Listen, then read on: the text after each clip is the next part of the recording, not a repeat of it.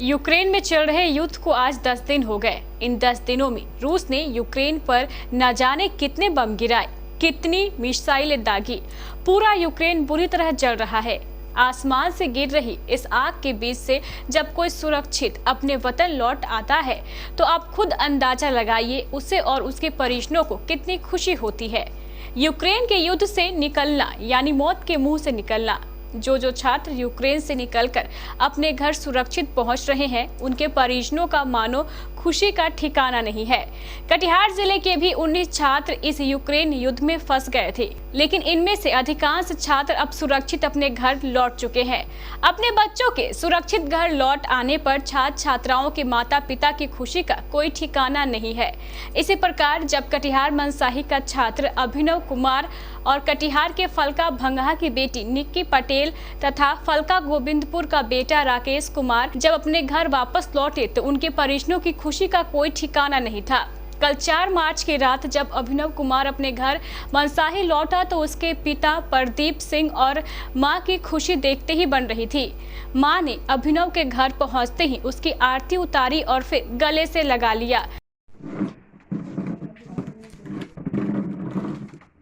थोड़ा गले लगाए।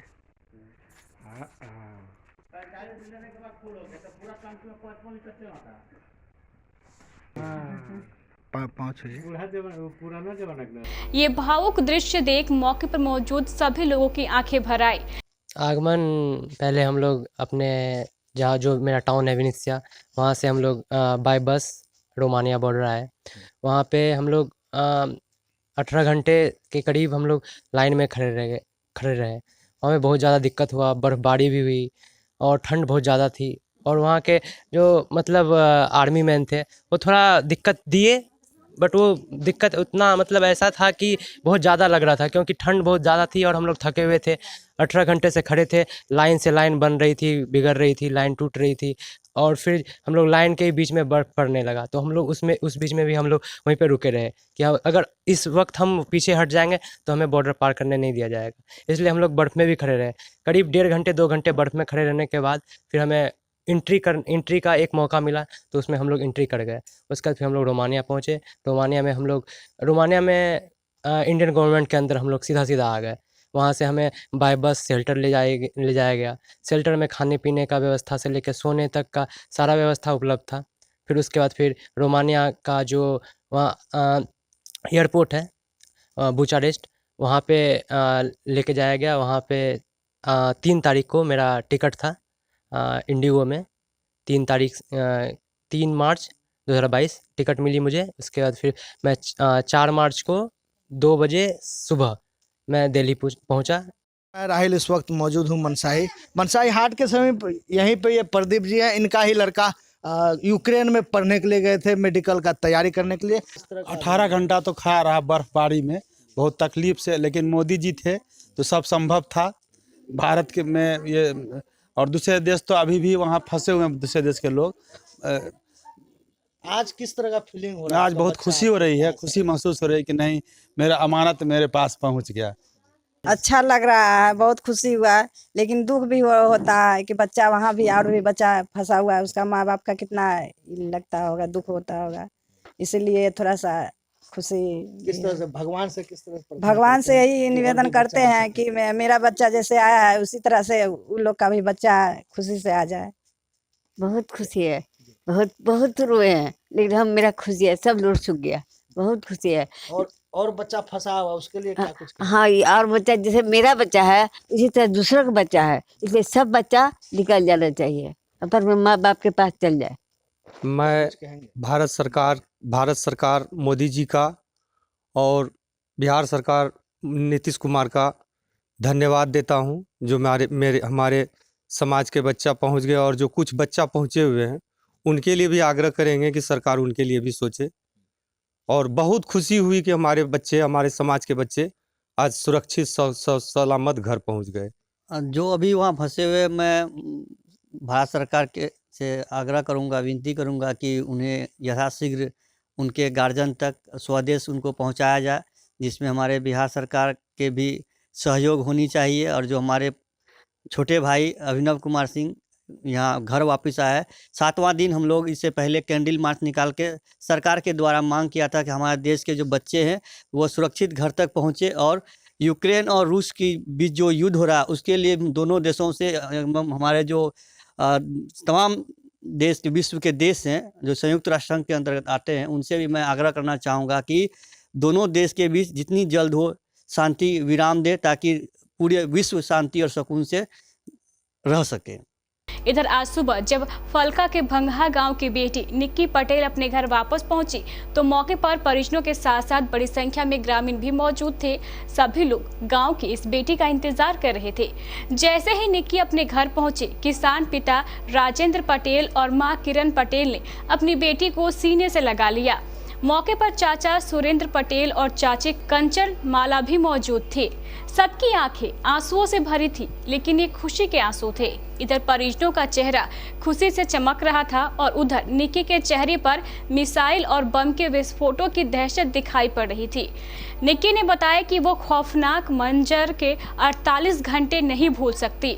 ऐसा लगता है मानो अभी भी कानों में मिसाइल, बम और गोलों की आवाज गूंज रही है। कॉल किया तो उसने बोला हम बहुत सुरक्षित जगह पे हैं, हमें मूव नहीं करना है। उस दिन रात भर ऊपर पे फाइटर जेट प्लेन घूमती रही, तो हमने पूरी रात हम लोग नहीं सोए। तो दूसरे दिन हम लोगों ने सुबह में डिसाइड किया कि हमें ये छोड़ के जाना है, सिटी छोड़ के जानी है। तो हम लोग वहाँ से टैक्सी बुक किए और निकल गए। टैक्सी ने भी आधे रास्ते में हमें उतार दिया, जबकि लगभग पूरा दूरी 40 किलोमीटर बची हुई थी।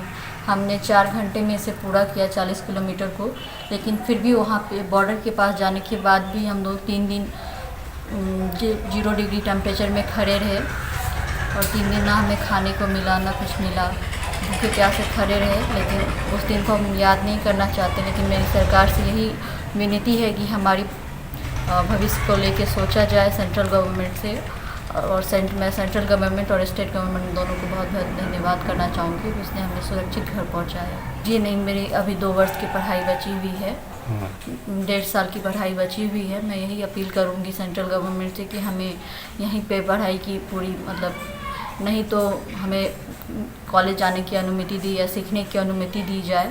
बहुत अच्छा लग रहा है, हमारी बेटी जंग जीत के ही आ गई है एक तरह से बोला जाए तो। हम इसके लिए केंद्र सरकार और बिहार सरकार से नम्र निवेदन करते हैं कि और जो बच्चे फंसे हुए हैं वहाँ से उन लोग को भी निकालने की कोशिश की जाए। अभी भी तो कोशिश हालांकि जारी है। हम सरकार से यही मांग करते हैं, अभी जो बच्चे 4 साल 5 साल कोर्स करके आए हैं, 1.5 साल अभी कोर्स उनका बकाया है। इसके बाद यहाँ के जो हॉस्पिटल हैं वहाँ सीखने में भी 1 साल 2 साल जो भी टाइम लगे, यहाँ बैठने की इजाज़त दी जाए। इधर फलका के ही गोविंदपुर गांव के लोगों को राकेश कुमार के घर लौटने का इंतजार था। ये इंतजार आज सुबह पूरा हो गया। राकेश कुमार भी यूक्रेन युद्ध में फंसा हुआ छात्र था। आज सुबह जैसे ही राकेश अपने घर लौटा, परिजनों के साथ साथ गांव वालों की आंखें भी खुशी के आंसुओं से भर आई। मौत के मुंह से वापस लौटे राकेश कुमार ने बताया कि 4 माह पूर्व ही उसके किसान पिता ने बड़ी जद्दोजहद से पैसे जमा कर उसे डॉक्टर बनाने के लिए यूक्रेन भेजा था, लेकिन 4 माह बाद ही ये भीषण युद्ध छिड़ गया, जिससे उसका पूरा कैरियर ही खतरे में पड़ गया।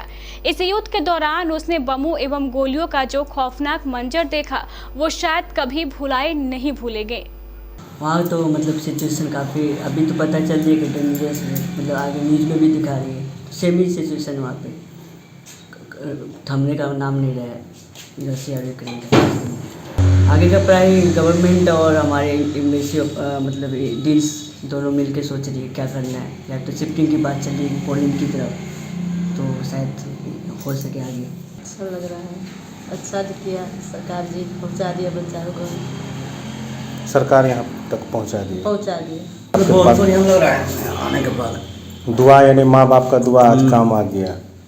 उधर यूक्रेन के युद्ध क्षेत्र से निकलकर शिकारपुर के 2 छात्र राशिद और सऊद आलम आज जब अपने घर पहुंचे तो परिजनों की खुशी का ठिकाना नहीं था। सभी लोग राशिद और सऊद आलम को गले लगाकर रो रहे थे।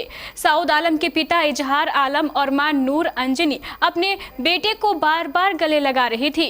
राशिद के दादा तो अपने पोते को गले लगाकर रोने लगे। अपने साथ घटी घटना को लेकर दोनों छात्रों ने कहा कि वो इस दौर को कभी भी नहीं भूल पाएंगे।